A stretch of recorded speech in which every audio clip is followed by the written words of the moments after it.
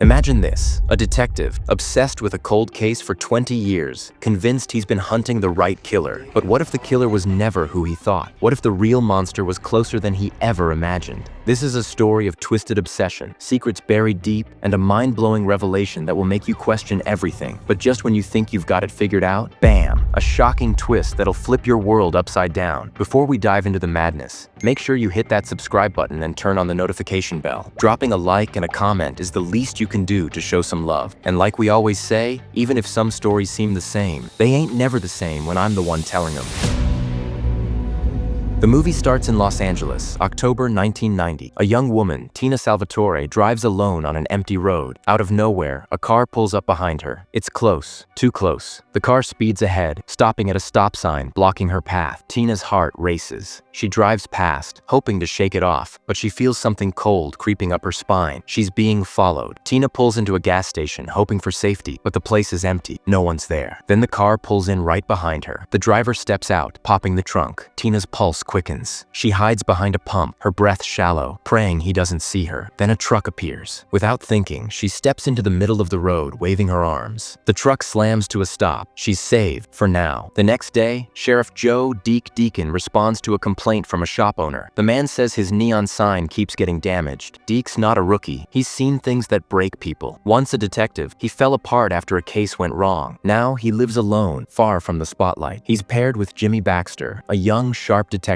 with something to prove. The two gather evidence for a recent murder, but something's off. It looks like this killing is just one in a long line of deaths tied to a string of murders, all involving prostitutes. The case is bigger than it seems. Deke and Jimmy head to the apartment of the latest victim, Julie Brock. She's been found stabbed and bound. The killer didn't just leave, he came back. The body's been moved, and the scene feels wrong, like it's been tampered with. The coroner, Flo Dunnigan, meets them at the scene. She and Deke go way back, and she knows his troubled past. As Deke surveys the building, he spots an observation point across the street. It gives him a clear view of the apartment. Something clicks. The way the killer works, binding the victim, leaving them exposed, reminds him of his own past case, a case that still haunts him. Two victims, left in the same terrible way. Later that night, Rhonda Rathbun is finishing her evening jog with a friend. They say their goodbyes, and Rhonda heads home alone. But something's off. A brown car, just like the one that followed Tina, starts tailing her. The next day, Rhonda is reported missing. Her disappearance feels like the start of something much darker. Jimmy calls Deke in when they catch a suspect, Stan Peters. Stan's a registered sex offender after getting caught urinating in public. Jimmy shows him a photo of Julie, and Stan completely falls apart. Tears flood his face. But when Jimmy mentions another victim, Mary Roberts, something changes. Stan suddenly stands up, like he knows Deke's on the other side of the mirror, watching him closely. Deke heads over to Flo to get more info on Julie. They find out something strange. Julie had roast beef in her stomach, but she was known to follow a strict vegan diet. It doesn't add up. Later, Deke and Flo share a meal. As they eat, Flo brings up something from Deke's past case, the one he can't forget. She pulls out a keychain, showing him a fired bullet she keeps with her. The weight of it hangs in the air. Deke heads back to Julie's apartment to keep digging. The landlady checks on him, and they have a quick conversation. Deke's not leaving until he finds answers. Deke rents a room at a rundown hotel in a rough part of town. The street outside is filled with prostitutes, a reminder of the darkness surrounding him. He keeps working, going through old files on his past case. As he looks at the photos of the victims, the images start to feel real, almost like the victims are alive again. But it's Mary Roberts who haunts him the most. Jimmy finds out from Captain Carl Ferris that Deke's obsession with his old case tore his life apart. The stress caused him to have a breakdown, leading to a heart attack, a divorce, and triple bypass surgery. It's clear, Deke's past is still weighing him down. Later, Jimmy meets with Rhonda's parents, hoping to find any clue that might lead to her. They mention that Rhonda always wore a red beret in her hair. It's a small detail, but it might be the break they need. Authorities find another woman's body under a bridge. But after checking, Jimmy confirms it's not Rhonda. The victim is another prostitute, just like most of the others. The pattern is clear, but the case is still slipping away. Deke and Jimmy pull aside for a moment. Jimmy breaks the news. Stan committed suicide the night before. It's a blow, but it doesn't stop them. The hunt continues. After having dinner with Jimmy's family, Deke goes to see his ex-wife, Marcia. The conversation is quiet, filled with old memories that sting. It's clear Deke hasn't moved on from the past. Later, Deke meets Jimmy at a bar. They go over what they know so far about the murders, piecing things together. Deke then takes Jimmy to the site of his old case, showing him where the bodies were found. The weight of it hangs in the air, a haunting reminder of everything Deke lost. As Deke digs deeper into the investigation, he starts focusing on a new suspect, Albert Sparma. He's a worker at a nearby repair shop, close to where the murders happen. Sparma's behavior raises flags, but Deke isn't sure yet. The pieces are starting to fall into place, but the truth is still just out of reach. It turns out Albert drives a car that looks just like the one the killer was seen in. It's the kind of detail that could be the break they need. Deke starts to wonder if he's found the right guy, but the more he digs, the more complicated things become. Deke spends the day following Albert, watching him closely. He sees Albert pick up a prostitute, and it only makes Deke more suspicious. But then, Albert catches on. He drives past Deke, smirking, and asks him the same question Deke asked when they first met. "How's the trunk space?" It's a chilling moment. Albert knows he's being watched. Albert is brought in for questioning at the precinct. Coincidentally, Tina is there too, reporting the stalking incident from earlier. When she sees Albert, she seems to recognize him, but when shown pictures of recent suspects, she can't confirm if he's the one who followed her. It's a frustrating dead end. Jimmy talks to Albert, who admits he has a weird obsession with serial killers. He even seems to get excited by some of the crime scene photos. Deke, losing his patience, bursts into the room and grabs Albert, shoving him against the wall. The interrogation ends quickly after that. Jimmy talks to Captain Ferris again and finds out that Albert had falsely confessed to a murder 8 years ago. It means anything Albert says now can't be trusted. It's another layer of doubt in the case. Jimmy then visits Deke at his hotel room, where he's disturbed by the old case files scattered everywhere. Still, he asks Deke to help him catch Albert. They go to Albert's apartment to search, but they have to quickly leave when other cops from the area show up. It's a close call, but the chase isn't over yet. The next night, Jimmy finally catches Albert alone. The man says he can lead Jimmy to where Rhonda's body is hidden, and Deke follows behind. But Albert takes Jimmy to the desert and starts messing with him, giving him fake locations. Eventually, Albert admits he never killed anyone and has just been wasting Jimmy's time. As Jimmy keeps digging, Albert taunts him, bringing up his wife and daughters, calling him a bad detective who can't protect his own family. That's when Jimmy loses control and hits Albert with the shovel, killing him. He sits there in shock, staring at what he's done, as Deke arrives to help. A flashback reveals what happened the night of Deke's case. After finding 2 victims, Deke heard a noise and fired a shot, thinking the killer was about to come out, but it wasn't the killer. It was Mary Roberts, who had survived, but Deke accidentally shot and killed her. Ferris and Flo covered it up, saying Mary had been stabbed to death. Now, Deke has Jimmy dig and fill several holes, eventually burying Albert in one of them. As they work, Jimmy keeps trying to convince himself that Albert really was the killer. Deke quietly gathers all the evidence from Albert's apartment and sets it on fire, making sure nothing is left behind. Meanwhile, Jimmy sits outside in the backyard while his daughters play. His wife notices something's wrong with him, but he tries to hide it. A person from the precinct shows up with an envelope for Jimmy. It's from Deke, with a message that says "No angels" and a red beret inside. Jimmy thinks Deke has found the proof they need to pin Albert as the killer, but in reality, Deke only bought that beret with a pack, trying to ease Jimmy's mind. He keeps burning the evidence, doing whatever he can to close the case and put it behind him. What would you do if you found yourself chasing a killer for years, only to realize you've been hunting the wrong person all along? Would you keep digging for the truth, or would you walk away before it's too late? Drop a like, subscribe, and leave a comment. I want to know how you'd handle this shocking twist.